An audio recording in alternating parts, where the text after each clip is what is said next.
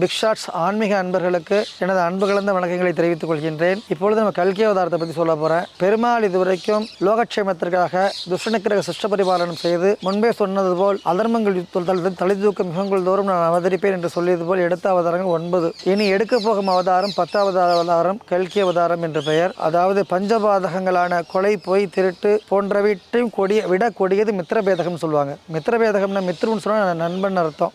பந்து மித்திரர்கள் சொல்லுவாங்க. பந்துனா உறவினர்கள், மித்திரன்னா நண்பன் அர்த்தம். இந்த பஞ்சபாதகங்கள் மிகப்பெரிய பாதகங்கள் யாவினும் கொடியது என்னன்னா மித்திரபேதகமா. அவ்வாறு பஞ்சபாதகங்களையும் கொடிய மித்திரபேதங்களையும் செய்ய அஞ்சிடாதவர் ஆடும் நாடக மேடையாகிய இந்த பூவுலகத்தில் மீண்டும் அக்கிரமங்களும் அநியாயங்களும் ரொம்ப அதிகரித்து நல்லவர்கள் கஷ்டப்படும் பொழுது இறுதியாக அவர் இனி எடுக்க போகும் அவதாரம் 10வது அவதாரம். அதை குதிரை மேல் கையில் வாளுடன் ஏந்தி அந்த அவதாரத்தை எடுத்து மீண்டும் பிரளயம் ஏற்படுத்தி எல்லாவற்றையும் தன்னுள் ஒடுக்கிக் கொண்டு பூமியை மறுபடியும் புதிதாக சிருஷ்டிப்பார். அவ்வாறு எடுக்க போகும் கல்கி அவதாரம் 10வது அவதாரம். அதற்காக நாம் எல்லாம் காத்திருப்போம். நன்றி, வணக்கம்.